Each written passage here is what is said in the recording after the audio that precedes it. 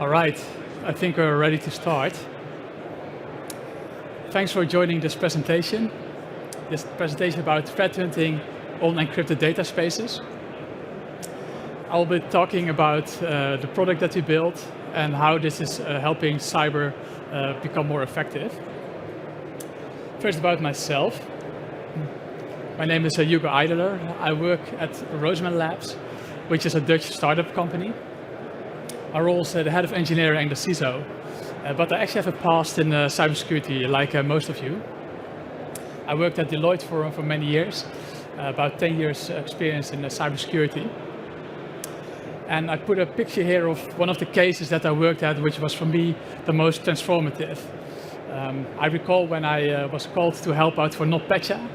I went to Maersk, and I remember walking across the yard of this large container facility and seeing all the cranes being stopped, all the boats being paused, and basically nothing could move. And for me, that was quite a transformative experience to see the real-world impact of cybersecurity. But it also made me wonder whether we were on the right track in how we were solving cybersecurity. And I started looking around. Maybe there's different ways we can solve the cybersecurity problem that we're dealing with, which is one of the reasons why I moved to the company that I now joined. And we are Roseman Labs. And we at Roseman Labs, we are a cryptographic company. So we are not your typical cybersecurity company. We are a software developer, but we are a Dutch company. So we're founded in the Netherlands. We have a team of 34 people, 9 nationalities, but the founding team is Dutch. We have European investors, and we are based in Utrecht in the Netherlands. But we're really a research and development company. We also have a number of patents. And our core cryptographic product is also built by PhD cryptography people. So we have about 8 mathematicians with a PhD degree working on the cryptography. So we are really doing your own crypto. And sometimes in cybersecurity it is said, don't do your own crypto. But we believe that we are allowed to do that. We raised a seed round in 2023. And right now we are also busy raising our next round. And one of the use cases of our company that I'm most proud of is how we helped the Dutch Cybersecurity Center solve some of the ransomware challenges that they're dealing with. So maybe you've heard about SecureNet. It's a product from the National Cybersecurity Center. And using SecureNet, which was also published in the news, NCC and various partners, various cybersecurity companies in the field, they've worked together and they've published reports on how to stop hacker groups. So for example, Project Melissa, in which they actually caught hacker groups using information that was shared using this platform. And our technology played a role in this, but this is only the beginning. We believe you can do much more with it. Now, what is our product? I think it's good to realize that you have different types of encryption. Encryption at rest is something that we are familiar with. If you put a password on your Excel sheet, that's encryption at rest. If you use BitLocker on your Windows laptop, that's encryption at rest. If someone finds your laptop, unless they have the PIN code or unless they have the password, they cannot get to your data. Encryption in transit is something that you're all also very much familiar with. If you go to your banking website, you have the lock symbol in your browser, the TLS encryption. And that makes sure that the attacker on the wire can actually look at your data. But the big challenge, which we as a society have very much challenged ourselves to solve, but has been very difficult to solve, is encryption in use. So what if you have to, for example, the Excel sheet with the password, once you have opened the Excel sheet, you have typed in a password, the data is unlocked, the data is in memory. So if someone then hacks your computer, they can still get to the data. Just like with BitLocker. Even though you have BitLocker on your Windows laptop, you can still install malware on your laptop and the attacker can still get to your data. So this is the place where we really want to be, but it's also one of the most difficult places to be. And if you are able to solve this, then you can also solve problems that are related to privacy. So data minimization is something that the GDPR finds important. Purpose binding, also something that's important for the GDPR. So if you use the solution as we describe it, it also relates to some of the GDPR requirements. So it actually also makes it much easier to comply with GDPR. And AI is of course also a hype that's been present also in cybersecurity, but it's also worthwhile to emphasize that currently a lot of AI data is public information. So for example, ChatGPT are trained on public information from the whole internet. But there are trends that say that the longer that you are in time, the more that you reach the point that you will have private data models. So at some point, we are done with trading on public information. That problem has been solved. But then you reach the situation, you want to trade on private information, like information from your hospital or from your company. And there again, you have the problem, if you just give that to a public AI model, your data might actually leak. So also in this area, we believe that using encrypted computing can solve a lot of the problems. Basically on AI, we allow you to protect your model, to protect your prompt or your training data. We have a web platform, we have a Python package, and we have a computation engine. And I'll show you those concepts closer in a minute. There's a web platform where you can input data. So you can upload a spreadsheet or fill in a survey. And once you put the data in there, it already is encrypted on your client side. So no encrypted data leaves your own laptop. No unencrypted data leaves your laptop. So there's no risk of you sending unencrypted data to the internet. And this is your data input, and here you have your data output. In data output, you can do that in Python. There you can write an analysis to process the data. And during the demo, I will show you how this relates to cybersecurity. One of the reasons that companies work with solutions such as encrypted computing is that it allows you new insights. And I will show you an example here. So these are real-world examples that we have worked with. And healthcare is a typical example. You might have patient information in hospital A, and you might have patient information in hospital B, but how can you work together without breaking privacy laws? That's a big challenge. But if you can guarantee that you can keep your data encrypted on both ends, but only do computations on encrypted information, then you have solved a big mystery. And we actually see traction in that regard. Healthcare is a typical example, but also financial services. Anti-money laundering is a big topic, but one bank only sees one part of the transaction.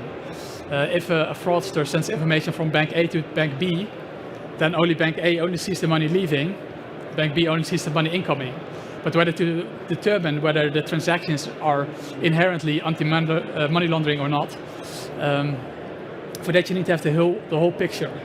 And again, if you have encrypted data on both ends, and you can do a computation on encrypted data, then you can see the full chain.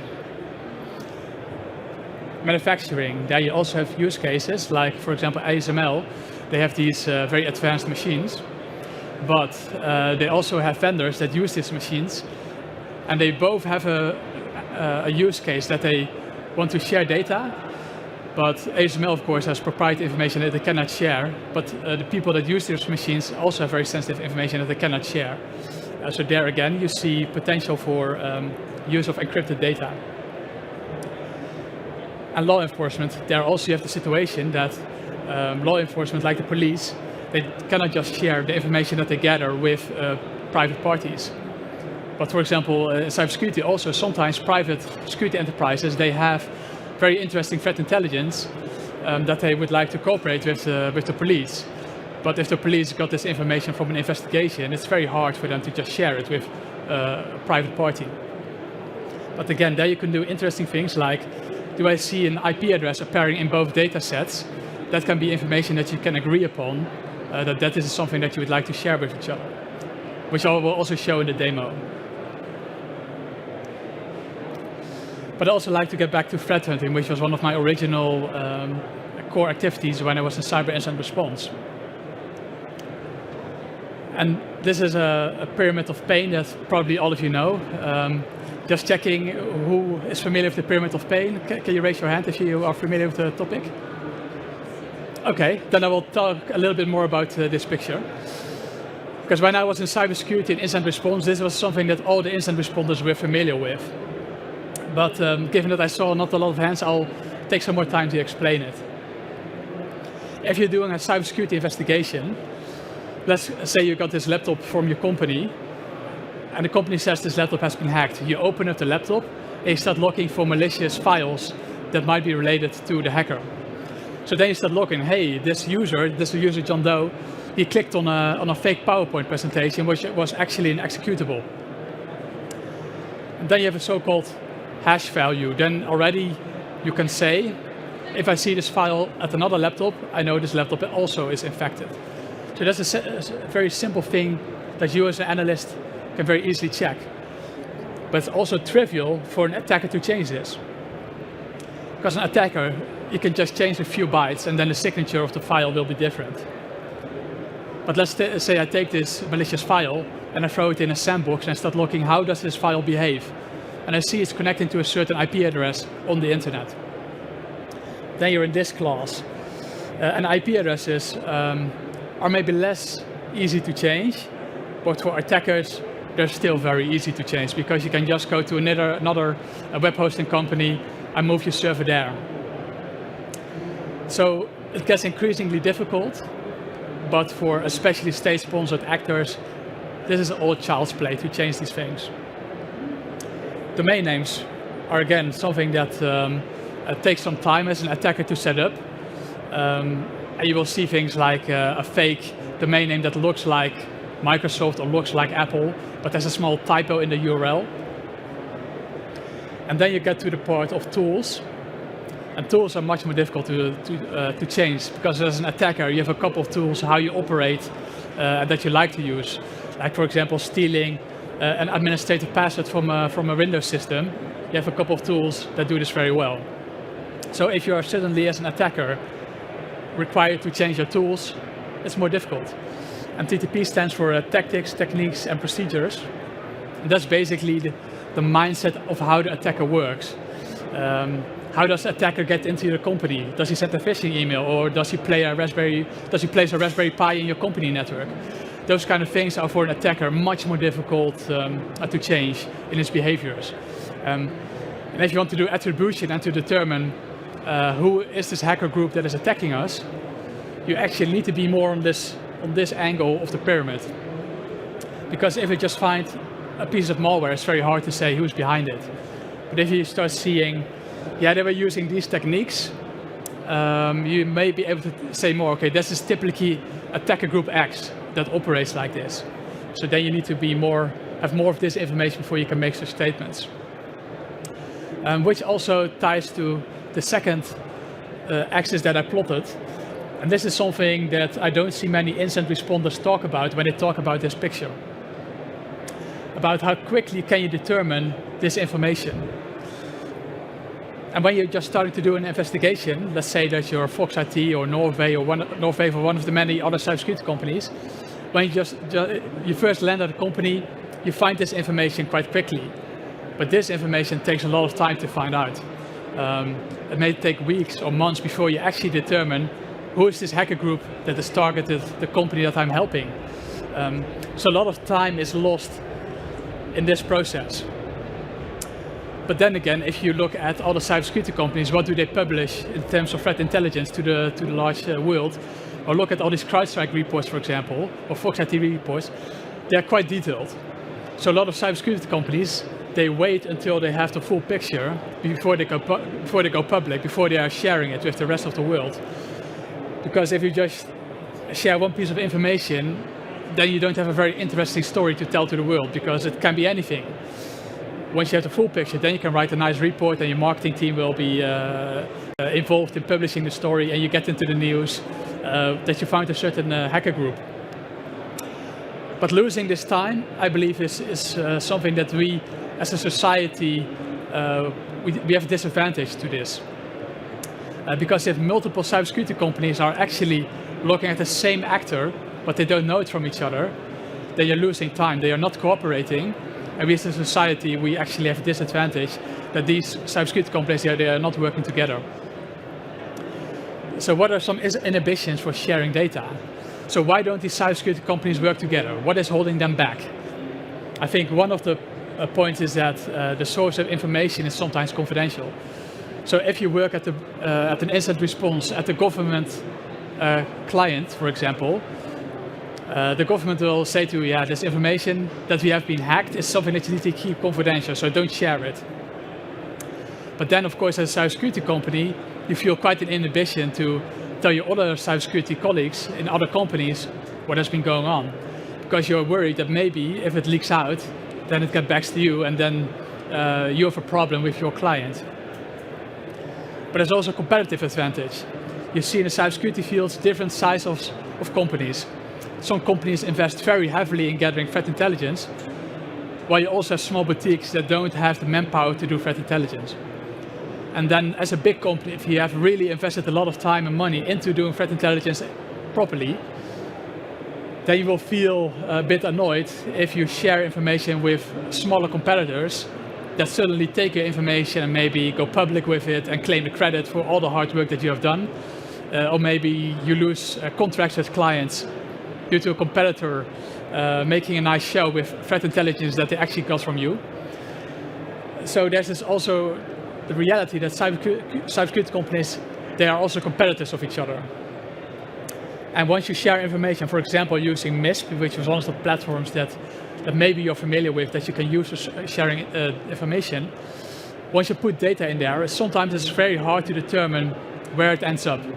Because data gets to be reshared, and at some point it might actually go into places that you don't feel comfortable with. So a lack of trust is sometimes also a problem.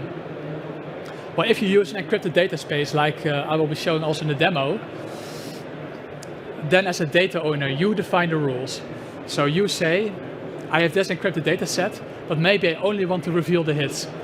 So maybe I have 1,000 IP addresses, and I want to know which other cybersecurity companies are looking at the same actors.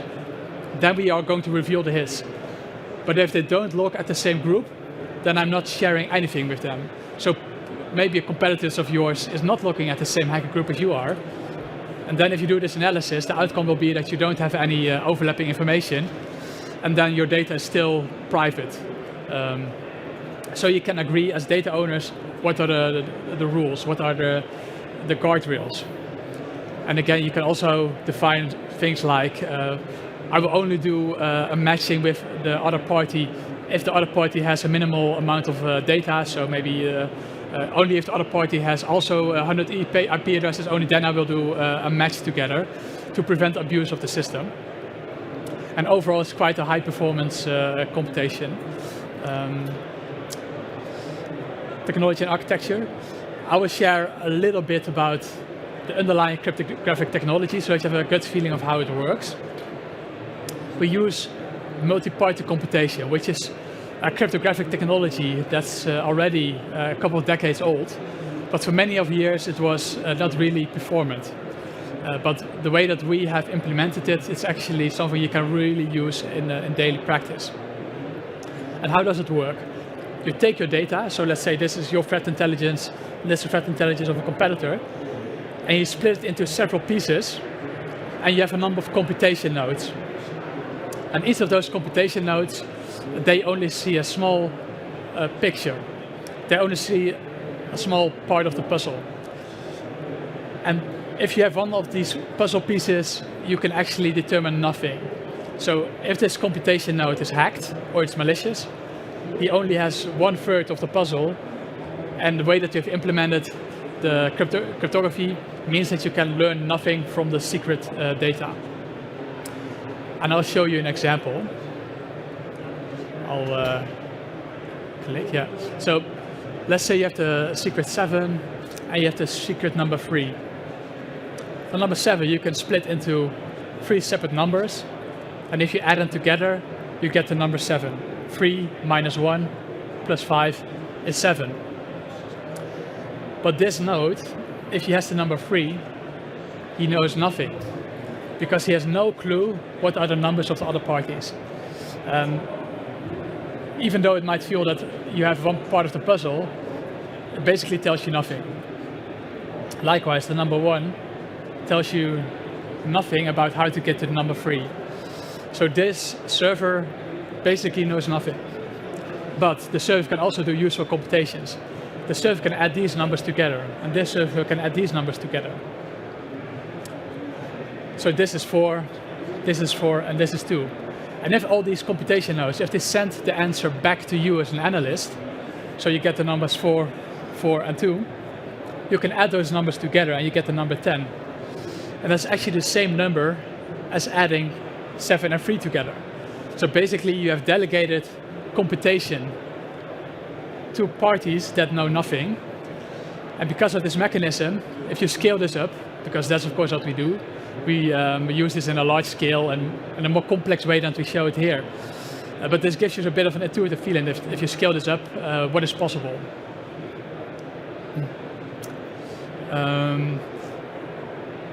As you can see, you have these computation nodes. You have the data. It goes in there in an encrypted form. And then you have an analyst who also talks to this cluster of nodes. And the analyst then gets the results. And this can be the same party. So the party that does the uploading of encrypted data and the analysis can be the same party, but it doesn't have to be.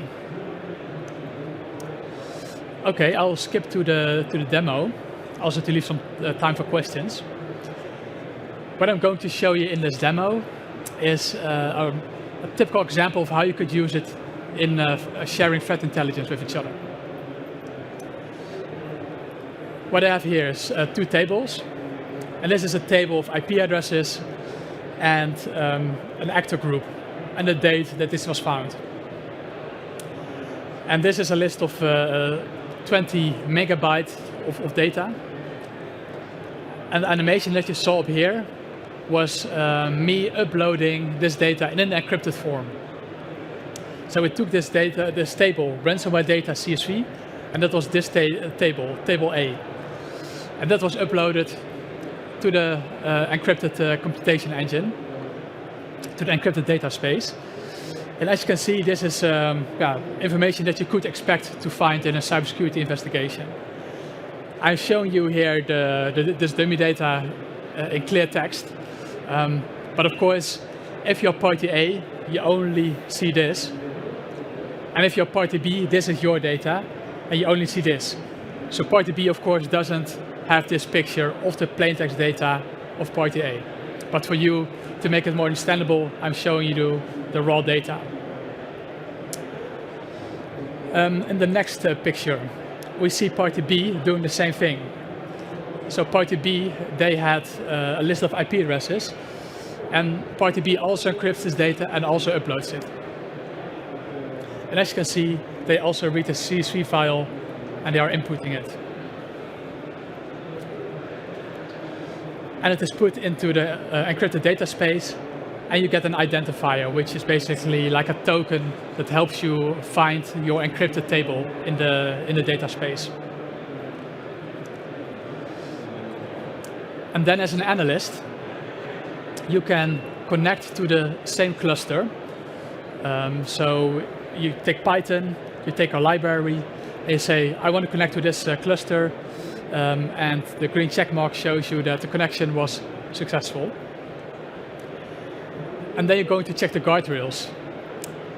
Let's try to be malicious. Let's try to see how secure the solution is.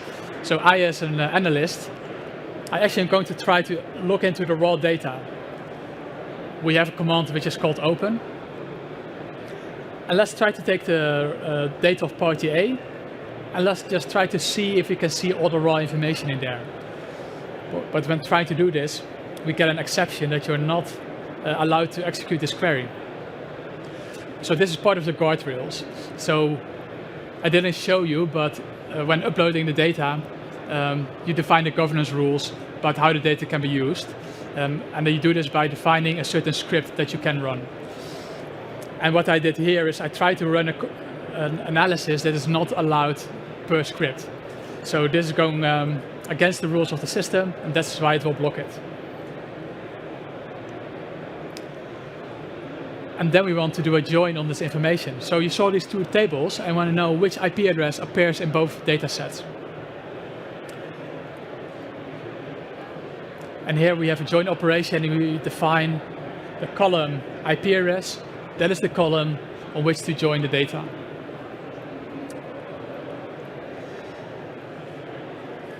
And the computation was successful, and you see that we have 25,000 rows where the data of IP addresses appeared in both dataset A and B.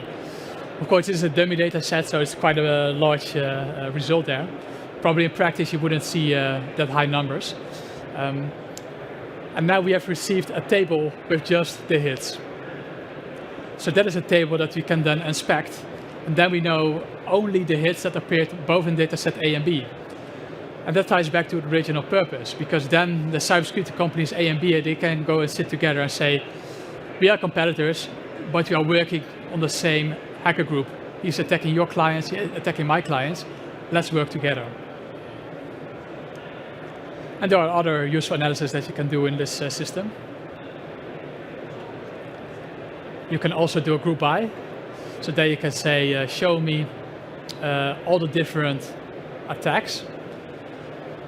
So again, these are all the kind of attacker groups, and these are the numbers that came out of the group by computation.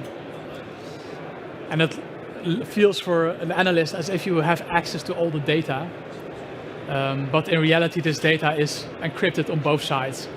But for an analyst, it's very intuitive to do it like this. You can just write Python as if you have the data on your own laptop. You can also ask for time queries. So since the 1st of October, how many attacks were taking place during this time period? Also, that is a computation that is possible. And I want to tie it back to the pyramid of pain. We talked about IP addresses, and you can also think about domain names, but it becomes even more interesting if you do this on a higher level. So if you start sharing things like TTPs, and for this you have methodologies from MITRE Attack Framework. And MITRE Attack Framework describes the way that the attackers operate and classifies this in certain buckets. Well, if you put that information into this encrypted data space, you can actually do matches on that level. And that is, then you get to a really powerful situation, because these are things that are easy for an attacker to change. But if you start collaborating on this level, then you come in a situation that if you find an attacker, it's very hard for an attacker to remove their traces. So I believe if we as a society start moving towards a situation where cybersecurity companies share information on this level, using our solution to make it easy, I think then we come to a next level. That was the last slide.